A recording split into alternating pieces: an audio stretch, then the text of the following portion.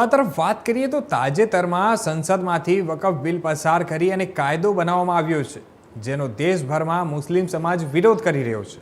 ત્યારે ધાંગધ્રા શહેરમાં યુસીસી અને વકફ કાયદાના વિરોધમાં મુસ્લિમ સમાજ દ્વારા રેલી યોજી અને એક આવેદનપત્ર પાઠવવામાં આવ્યું હતું. આપણે વાત કરીએ તો શહેર અને તાલુકા મુસ્લિમ સમાજ તથા દલિત સમાજ સાથે મળીને યુનિફોર્મ સિવિલ કોડના વિરોધમાં ધાંગધ્રા મામલતદાર અધિકારી મારફત આવેદનપત્ર પાઠવી અને જણાવ્યું છે કે એક સમાન કાનૂનની માળખાનો ખ્યાલ સિદ્ધાંતમાં લાભદાયી લાગે છે, પરંતુ વાસ્તવિક રીતે તે ભારતના બંધારણીય રક્ષકો અને તેની વિવિધ સામાજિક કાનૂની પરંપરાઓ વિરુદ્ધ છે. વ્યાપક સર્વસંમતિ અને સાવચેતીપૂર્વક વિચારણા કર્યા વિના યુનિફોર્મ સિવિલ કોડનો અમલ ધાર્મિક સ્વતંત્રતા, સાંસ્કૃતિક વિવિધતા અને સામાજિક સંવિધાનને જોખમમાં મૂકી શકે છે. તેમજ નવા વકફ કાયદા 2025 રદ કરવાની માંગ કરવામાં આવી છે. જે આવેદનપત્રમાં જણાવ્યું છે કે નવો વકફ કાયદો ભારતના તમામ મુસલમાનોના શ્રદ્ધા અને ધર્મ પર હુમલા સમાન છે. કાયદો મુસ્લિમોની નાગરિકતા અને ધર્મ સ્થળો પર અતિક્રમણરૂપ છે.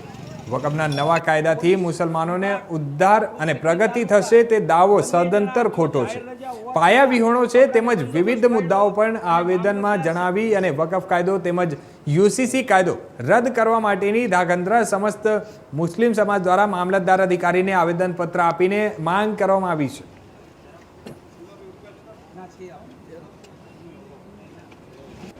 अस्सलाम वालेकुम। आज 18/4/2025 शुक्रवारे जाहिर रजा होवा छतां पण मामलतदार साहेब श्री अहींया उपस्थित रह्या अने अमे वक्फ अमेन्डमेंट बिल जे केन्द्रनी भाजप सरकार द्वारा लाववामां आव्युं छे एनुं एक भारतीय मुस्लिम तरीके अमे लोको खूब ज कड़ा शब्दोमां अमे वखोळी काढीए छीए अने आ जे वक्फ अमेन्डमेंट बिल छे एनो अमे बंधारणीय रीते विरोध करीए छीए. जे अमारी आस्था छे, अमारा धार्मिक संस्थानो छे, अमारा धार्मिक ट्रस्टो छे एनु अमने पूछ्या वगर, अमे कीधा वगर आ जे ट्रस्टमां सुधारा वधारा करवा माटे पराणे जे अमारा उपर आ कायदाओ लादवामां आवे छे ए अमने स्वीकार्य नथी अने जे बदल अमे आज आवेदनपत्र पाठव्युं छे. धन्यवाद.